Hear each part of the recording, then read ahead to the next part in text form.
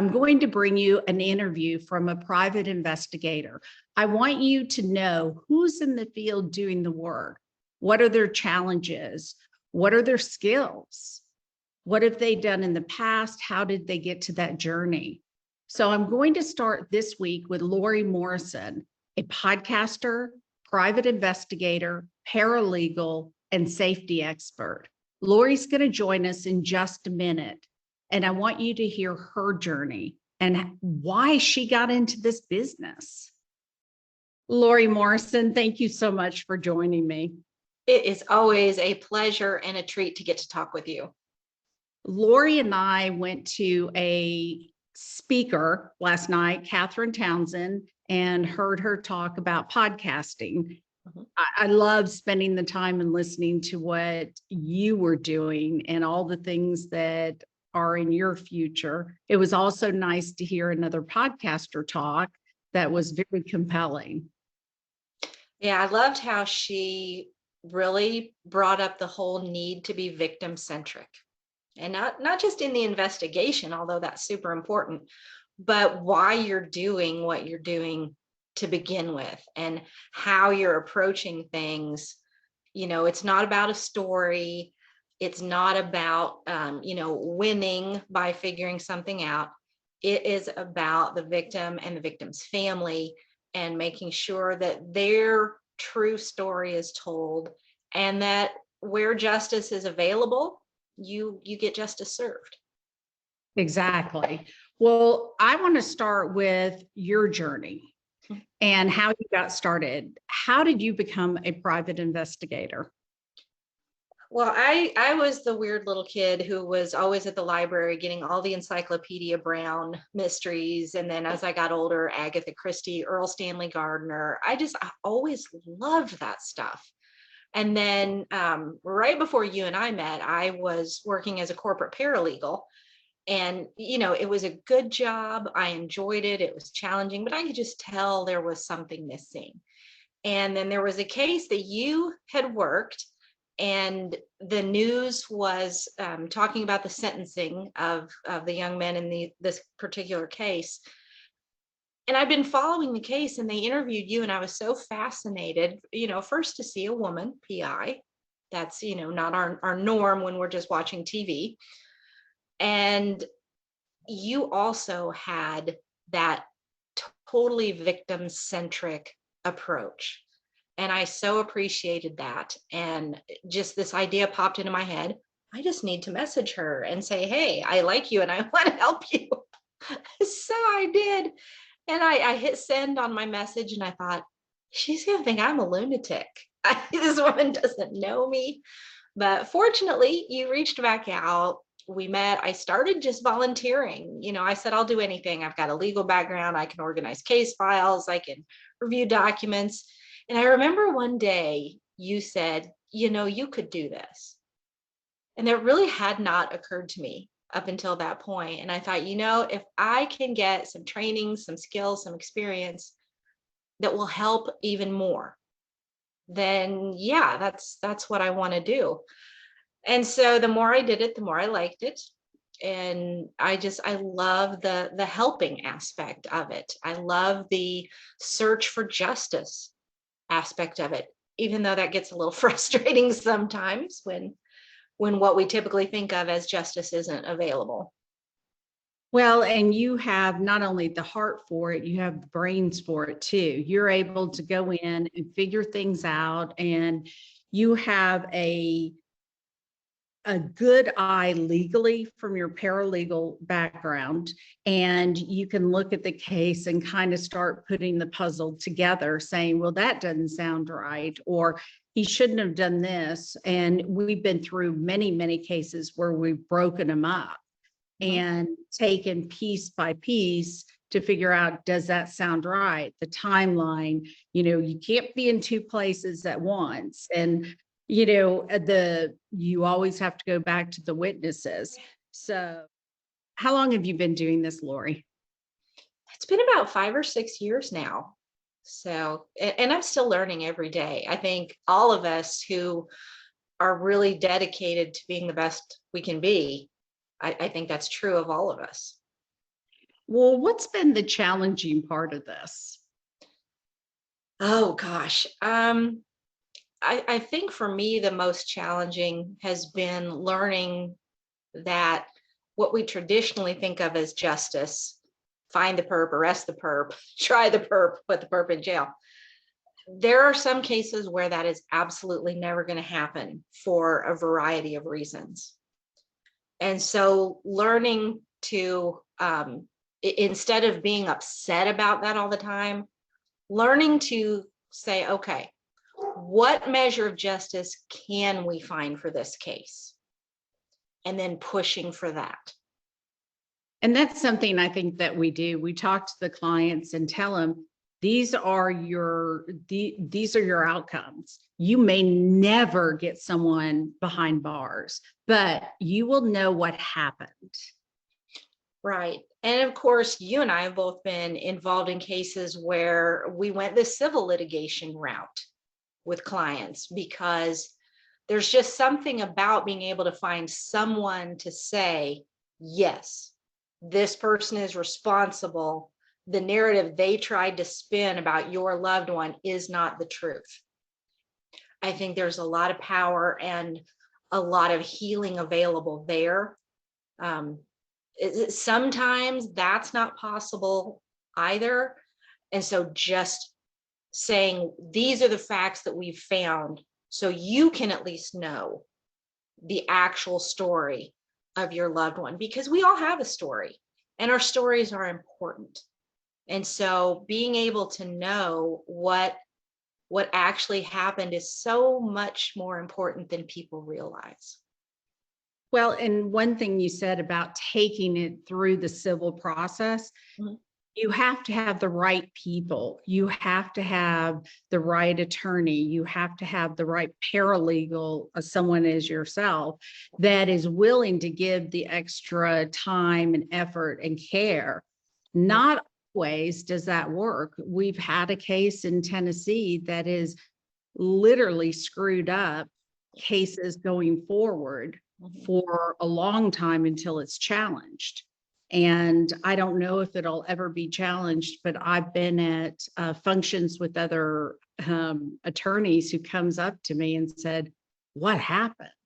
Yeah, you have to have attorneys that know what they're doing.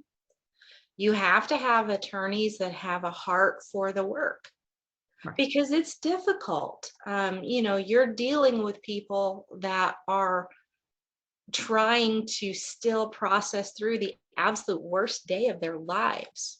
And that takes a little bit of finesse. It's not just about, I'm swooping in, I'm finding the facts, I'm reporting the facts. You have to have some people skills. You have to have empathy. You have to have a stick with itness about you. Because we had another case where an attorney was doing a really good job, I felt, and then said, this is just too dark for me. I can't. And part of me understood that. And part of me wanted to just shake this attorney and say, how dark do you think this is for the family? No kidding. If they can pick up and go on, let's pull up our big attorney pants and do this. Yeah, that was disheartening. It seems that the families get kicked and kicked and kicked, and there's nothing that you and I can do about that. We're not attorneys. We can't take over the case, and they've been left hanging, which isn't right. No, it's not. And then, of course, with the rise of social media, you've got people defending people who we believe did some very bad things. And if that's someone you're close to, defending them is one thing, but attacking the family is despicable, absolutely despicable. Even if you think they're wrong, even if you believe 100% in the person you're supporting, that family's not out to hurt anybody. They are motivated by what they believe the truth about their loved one is. So if you can't find some compassion, even if you vehemently disagree for what they're going through, you're a pretty twisted individual. And I hope some of you who know who I'm talking about are watching. Yeah. And that is the nuance of true crime. They've become more and more popular, and people are inserting themselves that don't have the facts. And you and I have talked about this a lot. You know, there are cases that have recently aired, and we know the actual case file, and whoever put it together obviously doesn't know the case file or didn't do any homework. Right. And, you know, I can sit and watch those and go, that was wrong. That's not true. You just made a legal conclusion, and you're a writer. You're not even an investigator. You don't know what you're saying. And then that gets repackaged as truth. And so, yeah, for everybody who is a true crime fan, and I'm not saying there's anything wrong with that, make sure you're really evaluating your sources. And some people can get things wrong out of purely good intentions. I'm not saying all these people are awful.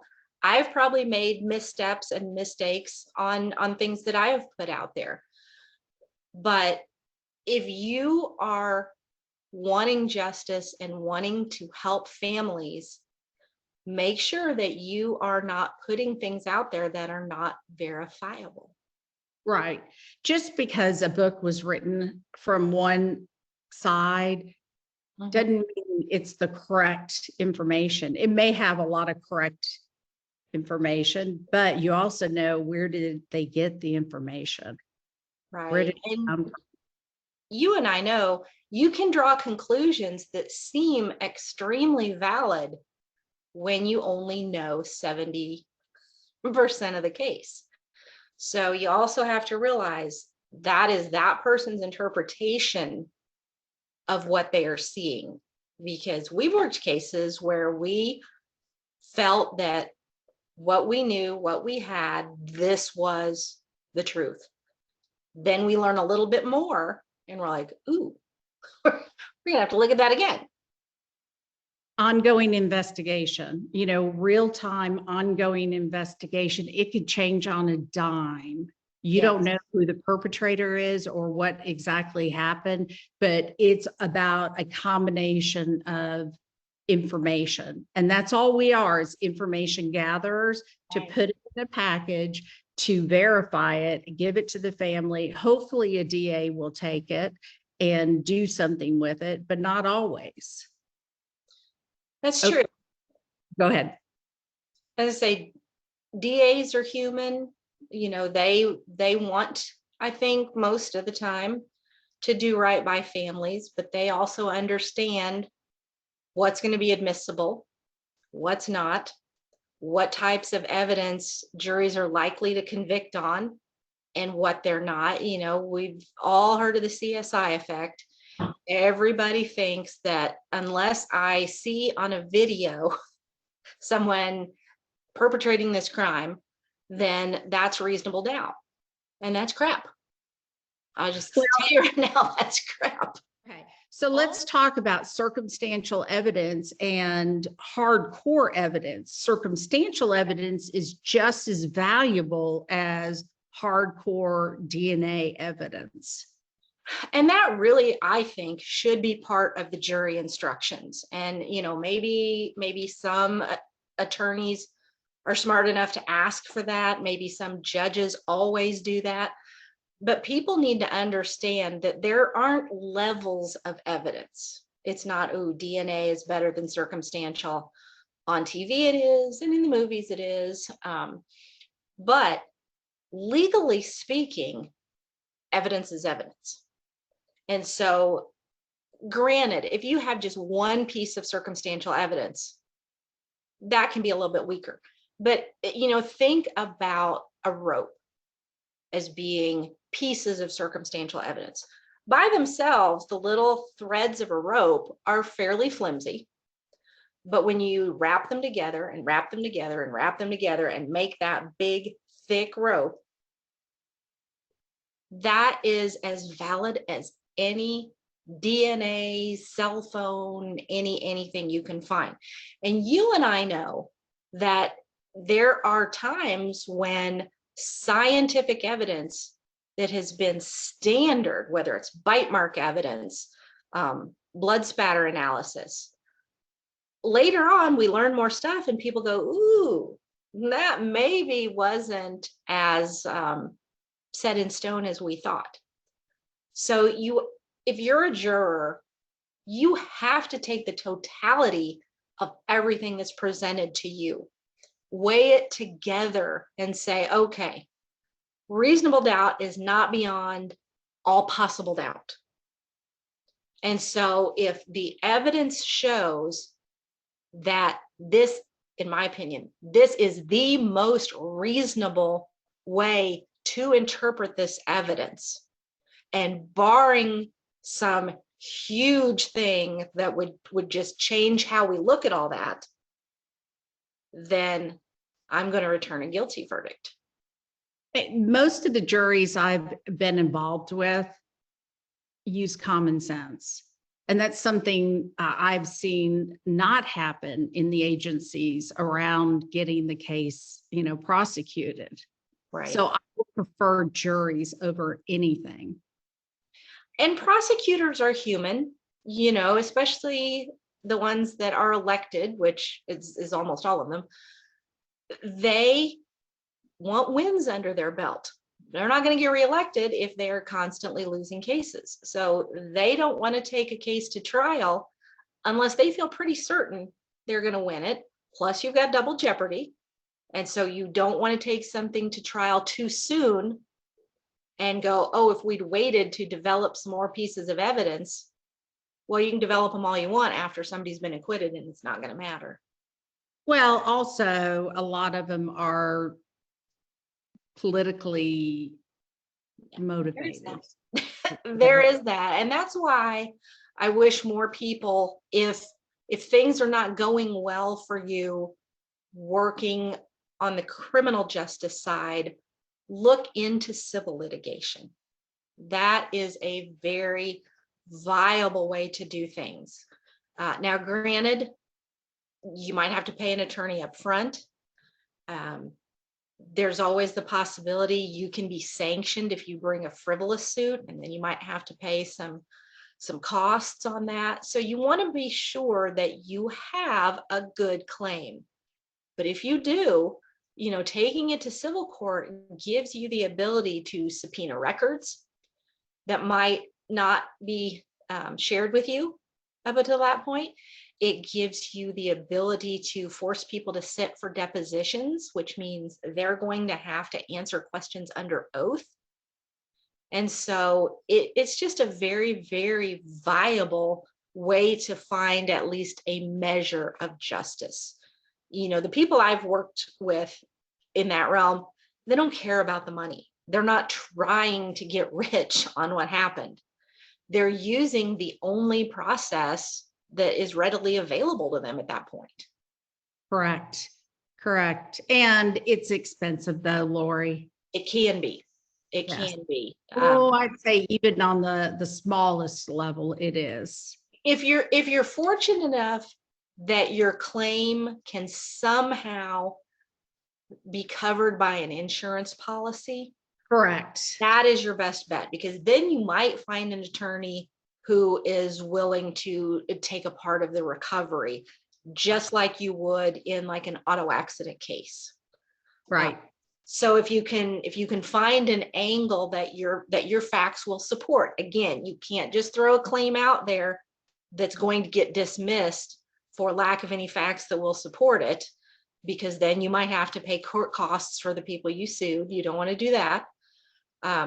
But it's worth sitting down with an attorney or an investigator with an attorney and say, here's what we have. What would we need to make a valid claim? How can we get this to go forward? How can we keep our costs down? I try to find attorneys to work with who are willing to let me do the bulk of the work, because I don't charge as much as attorneys do. Some attorneys, though, want to run the case start to finish. They're probably not your best bet to work with. It's going to cost you an arm and a leg. Okay, so let's get back to your investigations. Tell me about the greatest interview and the worst interview? Okay, they might even be the same interview. And you probably know which interview I'm talking about. It was a great interview because all of a sudden, the witness said things that, we had kind of maybe suspected, but she really confirmed, and then went even above and beyond that and told us things that we were like, that hadn't even occurred to us. But at the same time, when she did that, I believe I kind of went, which is not the best thing to do. Fortunately, I guess maybe she didn't see me do that or wrote it off to this lady's just kind of weird. But I remember when we were done that you told me I needed to work on my poker face, which I needed to hear. But at the same time, I kind of thought I had one. I didn't realize I had done that. So it's good to work in pairs for a lot of reasons, but one of them is you might not realize how you are reacting body language wise with your subject, and that can be very important. You do not want them to ever feel like you're shocked at something they tell you, because that might cause them to shut down a little bit. So you have to be able to, hear the craziest things and just go, oh, wow. Yeah. And apparently I didn't do that. It must have been hard for you.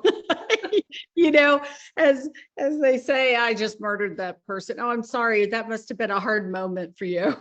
I'm sorry you had to go through that. That's one thing I absolutely have learned myself through training from other investigators, because I had that moment once or twice in my life. But I would say that interacting with the witness, you are very good. And you have gotten great information. You're non-threatening, you're a female, you're very calm, and that's helpful. Plus, I adamantly agree that you have to have two people at all times. Yes. Especially as a female. Sorry. There's so many reasons why that's important. It ups your level of security always to have another person. If you're in a jurisdiction where you can use fun technology to help you out, it's always good to have two things going in case one of them fails. So, because it just happens. It just does. And even though you're hearing the same things, you're going to pick up on some different things. You're going to hear something in a way that when you discuss it later with the person you're with, you're going to say, you know what? I can see that now. I didn't pick up on that at the time. Because, you take your notes and you have all that, but nuance is really important. And how a person is body language wise. Now, I will say, I want to put a caveat in there. When you read this, oh, if they look down and to the left, they're lying. Only if that's what they do when they lie. If you don't know that person, you don't know what their body language is always conveying. But you can get an overall sense of, is this person relaxed talking to me? They don't seem to have anything to hide. Is this person really, really tense talking to me? Is this person yelling at me talking to me? So, just in your notes, you're not going to capture all that. So being able to talk to the person who heard the same things that you heard, and then writing down, they were agitated when I asked this. They paused for a very long time before they were willing to answer this. That's crucial. One of my favorite moments is working together as a group and traveling as a group and learning from other investigators. And I think the last time you and I traveled together with a group, there were only 2 male investigators with us. The rest were female. God, they put up with a lot of estrogen, I'll tell you that.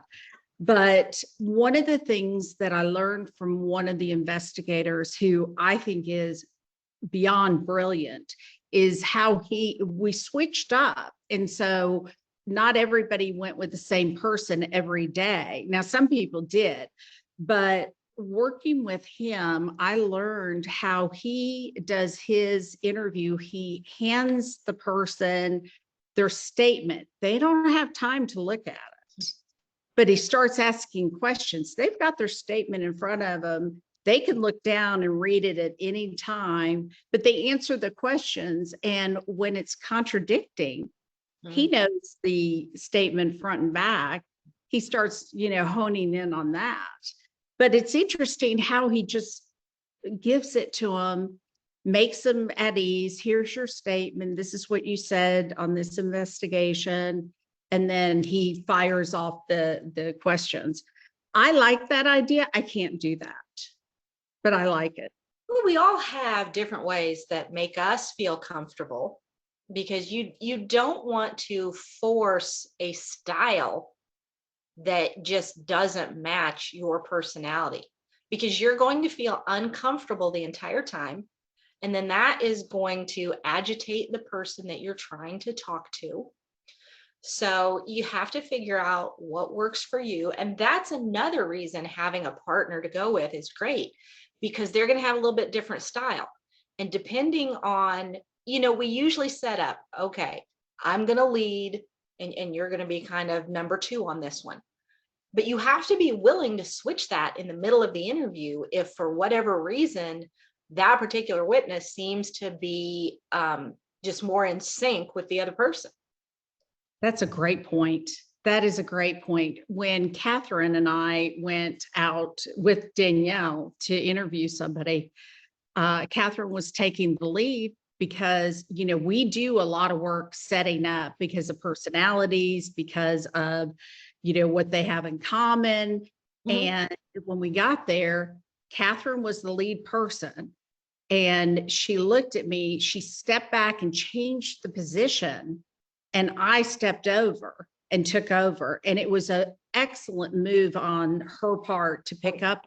Not all investigate. She understood that the connection was between me and the witness.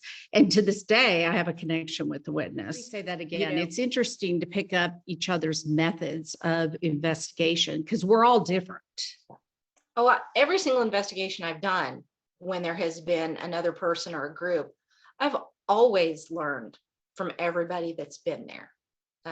And that's, we see, again, back to TV and movies, it's this lone wolf investigator. There are times when that works just fine, different types of surveillance. There's times when that's just not the best approach. Right. It just isn't. So you have to know, like you said, who you're going to be talking to, what kind of involvement they may have, and you have to be flexible and open to change how you're doing it. Because again, it's not about us. It's about our clients. And so whatever's going to serve them best, you have to be willing to do that. Well, let's talk about how you prepare, or we all prepare for going out in the field. Yeah, that's crucial. You should have 5-10 times more hours into your preparation than you're going to have in the interview, because you got to know as much about that person as you possibly can. You have to anticipate what you think they know, or you're not going to ask the right questions. You have to be able to pivot when they suddenly know a lot more than you thought they did. If they're very unwilling to admit what they know, you have to make them feel like it's actually in their best interest to share this, because yelling at people doesn't help. They shut down. Who wants to be yelled at? And sometimes they'll just tell you what they think you want to hear, so you'll go away. So you have to be able to, on the fly, what are they telling me and how does that vibe with what I already know? And so sometimes you have to be able to say, well, but what about this? How can we reconcile what you're telling me now with what I know about this? You have to think about what they've been through. They may be a friendly witness and still not want to talk to you because they've been traumatized. And so at that point, you know, you almost turn into a therapist, you know, hey, if you can get this off your chest, or hey, if this had happened to your best friend or your child, you know, wouldn't you want to know? And so this family, they're hurting, and we think you have information that's going to help ease their pain. You know, make them feel guilty if you can. Appeal to their better nature if they have one. You know, not everybody does. Some people, they don't care. They're worried about what this is going to do to them or for them. And if you can pick up on that, then you switch. And again, you know, hey, this is going to make you feel better. This is going to make your life easier. You have to figure out what makes them tick. You have to know the lay of the land where you are interviewing them.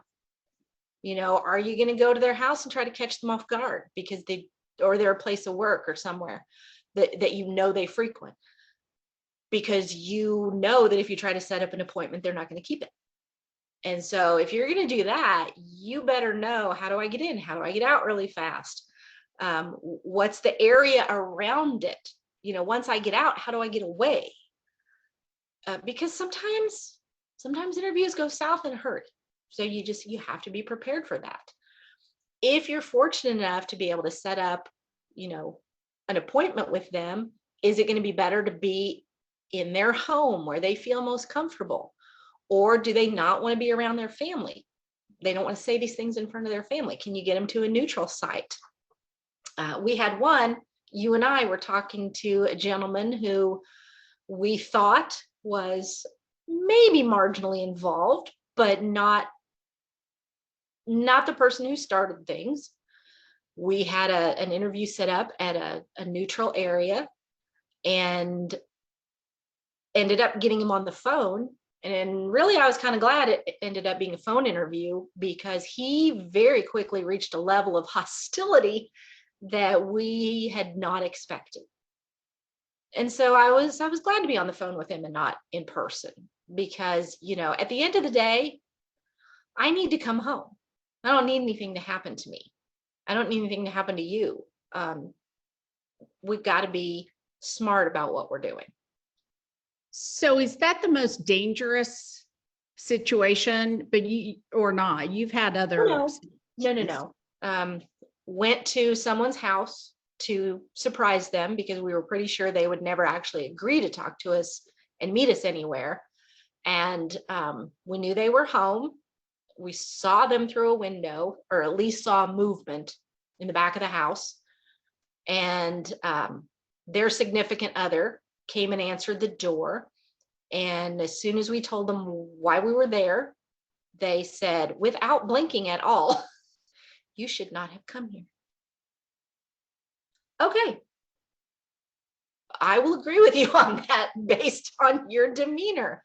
And we did try to diffuse, you know, oh no, it's not what you think, it's this. And the non-blinking continued. And I'm like, yeah, this is just one we're not going to get.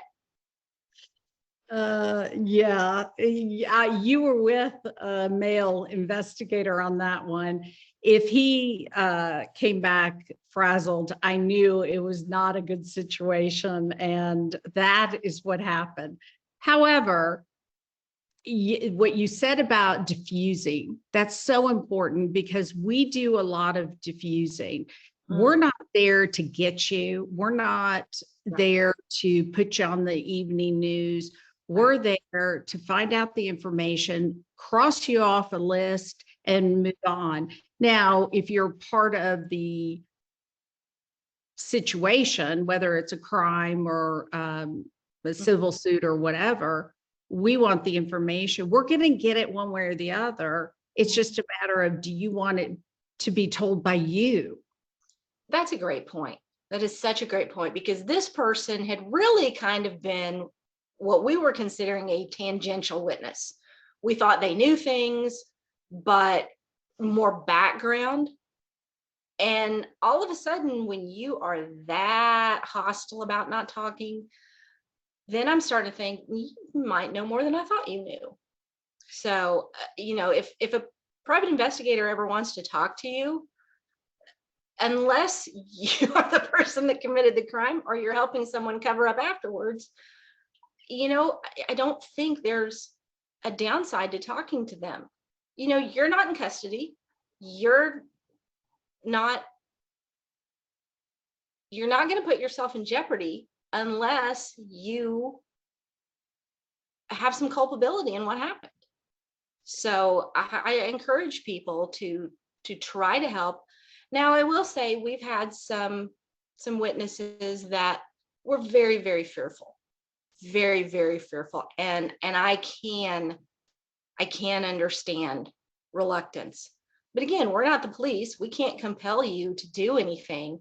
But if you can give us background that will point us towards something else, that's what we need. We're not trying to make anybody's life tough.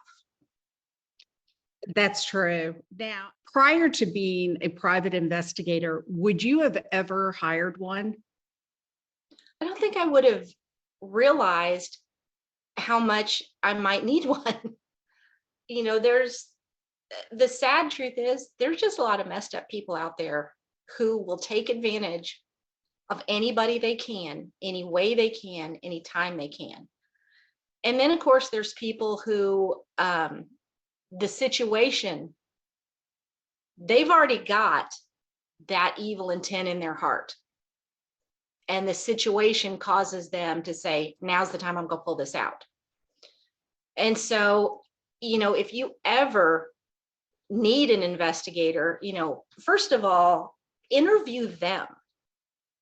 Don't get one that isn't willing to just sit down and cry with you. That sounds dumb. I know it does. But if they can't make an emotional connection to the case, they're worthless. So, or if you're someone who says, I know something, I know the police need to know this, I don't know what to do, call a PI and have that PI say, I've got a confidential client that wants you to have this information, but wants to stay out of it. So, I know there's ways sometimes that the police may ferret it out, but, if someone came to me like that, I would do absolutely everything I possibly could to keep their name out of it. So, or, you've had people send you information anonymously. I don't even have to know who you are. If I'm a PI, I've got a website, theunlovellytruth.com. Get on there, email me, and I will not reverse engineer. I wouldn't even know how. So, you can get information to people who can then pass it on to the proper authorities. Because again, I don't want witnesses getting hurt or killed either. Right. Well, I really appreciate you coming on. One last thing. What would you advise someone who wants to be a private investigator? What would you have them do? Well, the first thing is I would go to your state government website, figure out what division is over private investigators. So you can just Google that. Find out what the requirements are, because they are state specific. So you've got to do whatever your state says, or if you want to work in a different state, you got to do what that state says. So just figure out what your requirements are. Find a PI who can mentor you. Don't try to just do this on your own. There's plenty of great PIs out there, and every single one I have worked with has been so kind when I ask questions that show my inexperience. We want to help you learn because we want you to be good. We don't want our industry filled with people that don't know what they're doing. So, find somebody. I didn't do it this way, but I might have learned faster if I had. Find an agency that can just throw as much work at you as you can handle, because that's how you're really going to learn, is getting in there and doing it. But don't do it until you know what you're doing. All right. Where can people find you? You can find me again on my website, theunlovellytruth.com. You can email me there, LORI @theunlovellytruth.com. You can find me on Facebook at The Unlovely Truth, Instagram, The Unlovely Truth Podcast. So, I would love to answer questions. I would love to help people. I hope you're not in a situation where you need a PI, but if you are, I can refer you to the best person to help you depending on where you are and what your issue is, because I'm not necessarily going to be your best bet, but I'd like to help you find that person who would be. And Lori, you're helping churches become safe. So talk just a second about that.